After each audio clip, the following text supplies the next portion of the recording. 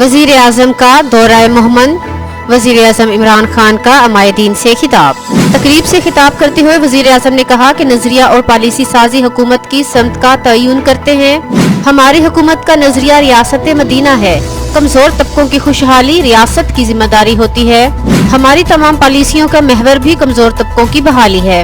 خوشحالی کے سفر میں تمام علاقوں میں یکساں ترقی ہونی چاہیے۔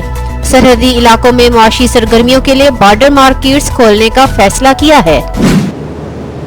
معزز حضرات، ممن کے لیڈرز، بزرگ، نوجوان، میں سب سے پہلے آپ کو اپنی حکومت کی پالیسی بتانا چاہتا ہوں۔ جو بھی کوئی حکومت ہوتی ہے اس کا کوئی نظریہ ہوتا ہے، اور وہ نظریہ اس کا روڈ میپ ہوتا ہے، یعنی نظریہ بتاتا ہے کہ وہ حکومت کس طرف جا رہی ہے۔ تو میں پہلے دن سے آپ کو بتا رہا ہوں کہ میرا نظریہ وہ ہے جو مدینہ کی ریاست جس اصولوں پہ کھڑی ہوئی تھی وہ ہے ہمارا نظریہ۔ جو ہمارے نبی صلی اللہ علیہ وسلم نے پہلی ایک اسلام کی ریاست بنائی تھی، وہ ایک نظریے پہ بنی تھی۔ وہ نظریہ کیا ہے؟ وہ نظریہ یہ ہے کہ ایک ریاست کی ذمہ داری ہوتی ہے کہ وہ اپنے کمزور طبقے کو اوپر لے کے آئے۔ وہ کمزور طبقہ خود اوپر نہیں آ سکتا، اس کو مدد کی ضرورت ہوتی ہے۔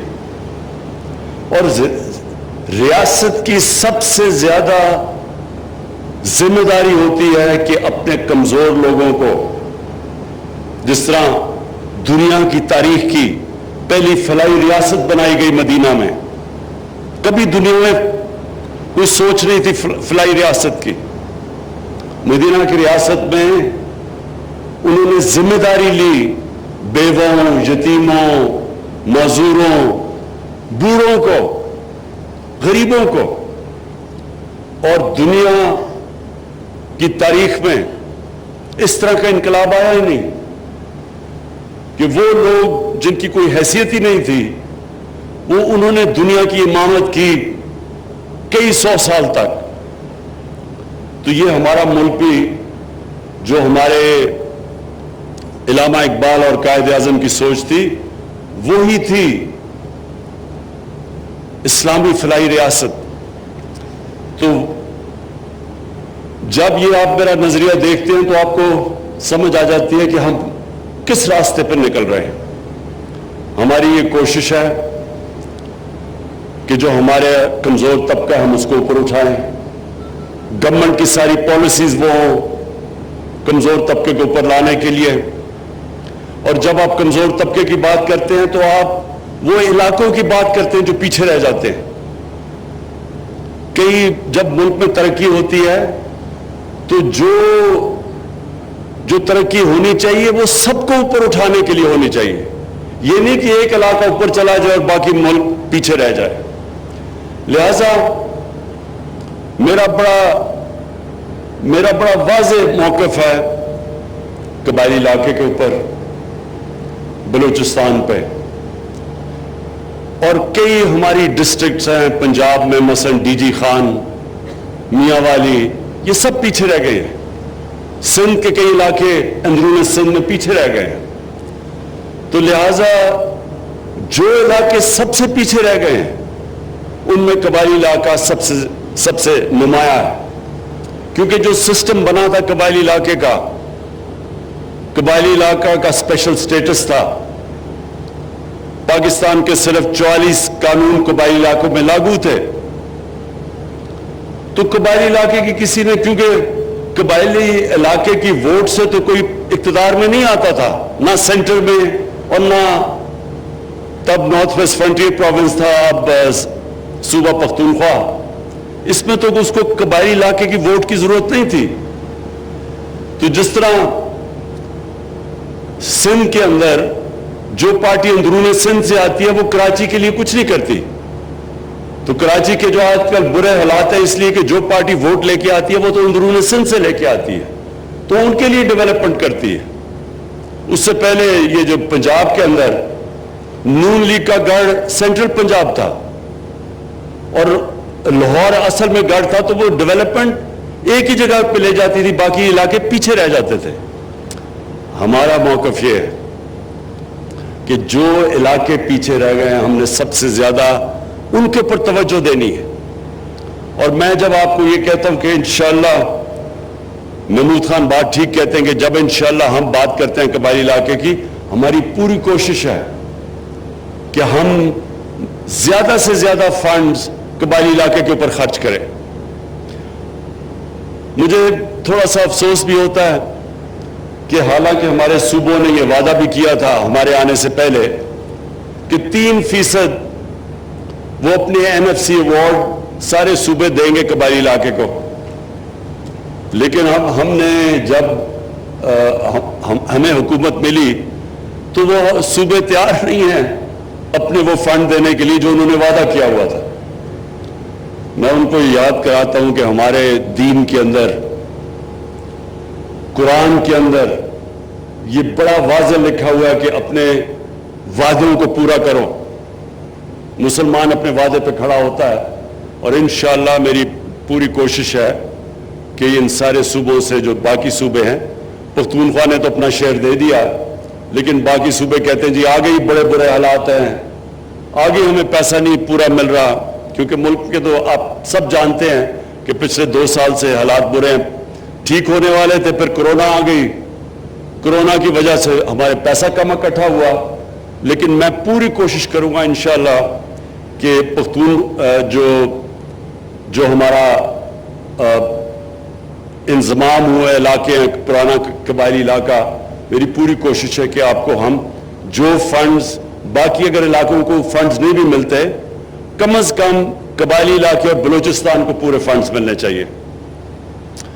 جو محمود خان آپ نے بات کی کہ جو آپ کو ڈیولپمنٹ کے لیے قبائلی علاقے کے لیے فنڈز چاہیے، انشاءاللہ اس کے اوپر ہم پورا زور لگا رہے ہیں، اور آپ کو پتہ ہے کہ پلاننگ کو میں نے پورا کہا ہوا ہے منسٹری آف پلاننگ کو کہ قبائلی علاقے کے لیے آپ کہیں سے بھی فنڈز پورے کریں، کیونکہ مجھے ایک اور خدشہ ہے، ہمارے دشمن ان لوگوں کے ساتھ پوری طرح ان کے ساتھ رابطے میں ہیں، پوری کوشش کر رہے ہیں کہ وہ عناصر جو نہیں چاہتے یہ انضمام قبائلی علاقے کا اور پختونخوا کا، وہ پوری کوشش کریں گے کہ کوئی نہ کوئی انتشار پھیلایا جائے۔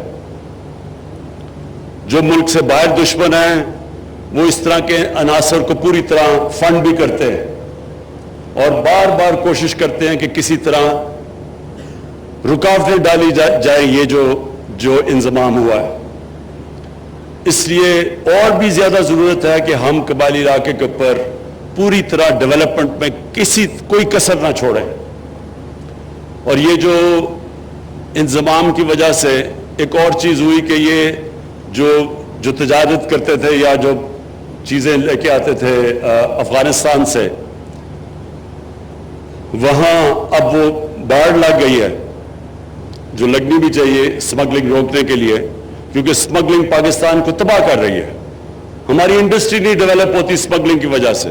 انڈسٹری اگر نہیں ڈیولپ ہوگی ہم روزگاری ان لوگوں کو دے سکیں گے اپنے نوجوان آبادی کو، اور دوسری چیز ہم ایکسپورٹ نہیں کر سکیں گے۔ اگر ایکسپورٹ نہیں کر سکیں گے پاکستان کبھی بھی یہ قرضوں کی دلدل سے نہیں نکل سکتا، تو اس کے لیے ہمیں اسمگلنگ تو روکتی ہے۔ لیکن وہ لوگ جو وہاں پہلے تو بارڈر تھا ہی نہیں، ان کے لیے بارڈر مارکیٹس کھولنی شروع کرنے لگے ہیں۔ پوری ہماری تیاری ہو رہی ہے کہ بارڈر مارکیٹس کھلیں تاکہ وہاں جو لوگ جو تجارت کرتے تھے افغانستان سے ان کے لیے موقع فراہم ہو روزگار کے۔ اور ایک اور بڑی خوشخبری ہے کہ افغانستان میں جو اب امن کی طرف ڈائلاگ شروع ہو گیا ہے طالبان کا اور افغان گورنمنٹ کا، ہم سب دعا کرتے ہیں کہ یہ کامیاب ہو جائے۔ ادھر بھی ہمیں خوف ہے کہ ایسے عناصر بیٹھے ہوئے ہیں, ایسے ملک جو نہیں چاہتے کہ یہ امن ہو افغانستان میں, اور ہم سب دعا کرتے ہیں کہ اگر افغانستان میں امن ہو جائے تو یہ سارا قبائلی علاقہ, اس سب میں ایک بہت بڑی تبدیلی آ جائے گی, کیونکہ تجارت شروع ہو جائے گی. یہاں سے سینٹرل ایشیا تک موقع ملے گا تجارت کرنے کا, تو وہ خوشحالی آئے گی جو ابھی تک بدقسمتی سے جب سے پاکستان بنا ہے قبائلی علاقے میں وہ خوشحالی نہیں آئی. اور اب انشاءاللہ اگر یہ جس طرف جا رہا ہے امن کا بات چیت, اور انشاءاللہ اگر یہ آگے بڑھتی ہے تو سارا قبائلی علاقہ سب میں بہت بڑی تبدیلی آئے گی تجارت کی وجہ سے. میں آخر میں محمود خان آپ کو پوری اپنی طرف سے اور اپنی فیڈرل گورنمنٹ کی طرف سے آپ کو یہ پورا آپ کو اعتماد سے کہتا ہوں کہ ہر قسم کا آپ کے ساتھ آپ کی مدد کی جائے گی کہ یہ جو قبائلی علاقے جو آپ کا حصہ بنے پختونخوا کا, ان کی ہر قسم کی مدد کی جائے, ہر قسم کے فنڈز دیے جائیں, ہر قسم کی ڈیولپمنٹ کی جائے, کیونکہ یہاں لوگوں کو سب سے زیادہ ضرورت ہے. اور وجہ اس کی یہ کہ 70 سالوں میں یہ قبائلی علاقہ پیچھے رہ چکا ہے. سب سے زیادہ غربت یہاں ہے, سب سے کم تعلیم اس علاقے میں ہے, سب سے کم روزگار اس علاقے میں. یہاں سے لوگوں کو دور دور جانا پڑتا ہے روزگار لینے کے لیے. اس لیے ہماری پوری کوشش ہوگی کہ اس علاقے میں انڈسٹری بھی لگے, اور انڈسٹری وہ لگے جو ایکسپورٹ کر سکے, خاص طور پہ افغانستان سینٹرل ایشیا میں. جو ایک اور بہت بڑا ذریعہ معاش اس سارے علاقے میں ہو سکتا ہے, زیتون. ہم کوشش کر رہے ہیں سب اس علاقے میں زیتون کے درخت لگائیں. یہ جو ہم نے اسٹڈی کیا ہے یہاں سے لے کے نیچے وزیرستان تک, یہ وہ علاقہ ہے جو سب سے زیادہ جدھر زیتون کے درخت بہترین اگتے ہیں. اور اگر یہ اگلے 3-4 سال تک جو ہم درخت اگا رہے ہیں, یہ آپ کو یہی اس علاقے میں اتنی آمدنی دے دے گا کہ آپ کو کسی کو ابھی تک اندازہ نہیں, کیونکہ جو زیتون ہے وہ دنیا میں بھی ایکسپورٹ کر سکتے ہیں, اور ہم جو باہر سے اتنا زیادہ جو تیل یعنی گھی وہ جو باہر سے امپورٹ کرتے ہیں وہ بھی ہمیں نہیں کرنا پڑے گا, اور یہ اس سے ایکسپورٹس بھی بڑھیں گی, اور اس سارے علاقے میں انشاءاللہ خوشحالی بھی آئے گی. بہت بہت شکریہ.